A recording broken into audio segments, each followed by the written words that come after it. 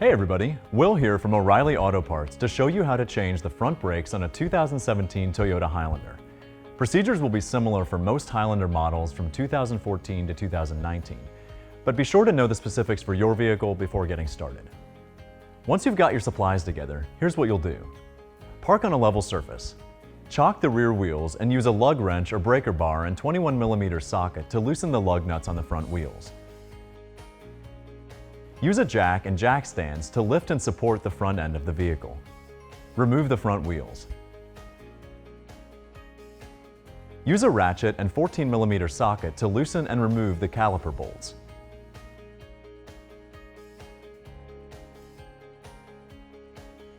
Work the caliper off the rotor and hang it somewhere out of the way, making sure there's no pressure on the brake hose. Using a flathead screwdriver if needed, remove the old brake pads, spring clip, and hardware from the caliper bracket, taking note of their orientation so you can install your new pads and hardware properly. Use your ratchet and 17mm socket to loosen and remove the caliper bracket bolts.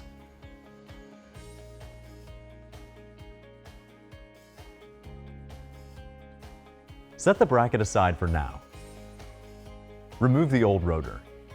You can use a hammer to tap it loose if needed, but only if you're replacing the rotor.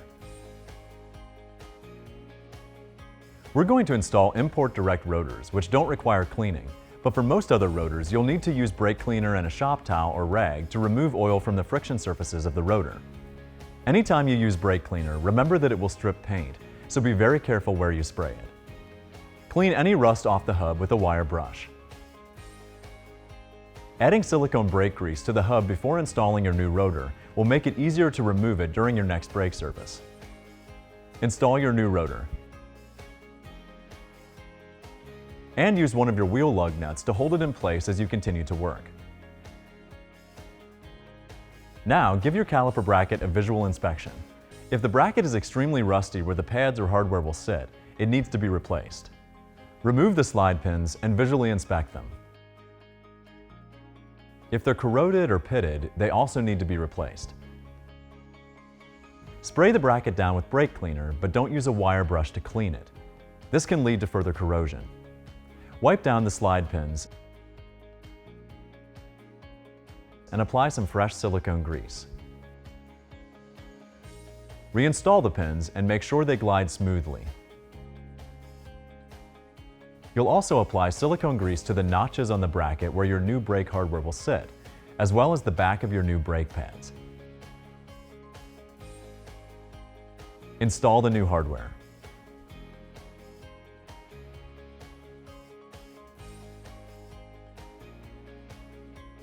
With the slide pins and hardware installed, it's time to reinstall the bracket.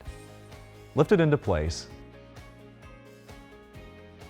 and thread the 17mm bracket bolts by hand, starting with the top one.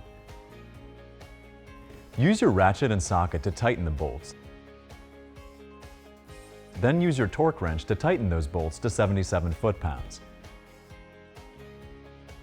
Install the wear indicator, if included in the hardware kit, on your new brake pads. Install your new brake pads.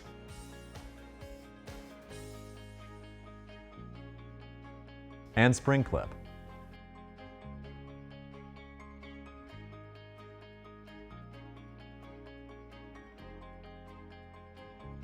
Now, clean the exposed portion of your caliper piston with brake cleaner on a towel or rag. If the rubber boot is cracked or if there's brake fluid leaking, the caliper needs to be replaced. Attach your bleeder tool and open the bleeder valve by turning it counterclockwise. Using an old brake pad to protect the piston, compress the brake caliper with a brake caliper compressor tool. When you're done, the piston should be flush with the housing. Tighten the bleeder valve, being careful not to let any air into the line. Detach the bleeder tool. Now move the caliper into place over the pads, making sure the brake hose isn't twisted. Thread the two mounting bolts by hand, starting with the top one.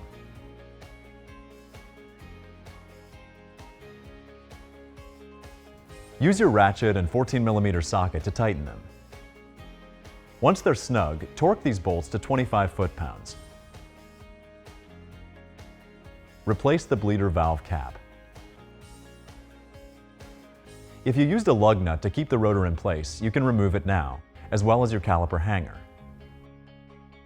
Reinstall the wheel and tighten the lug nuts until the wheel is secure against the rotor.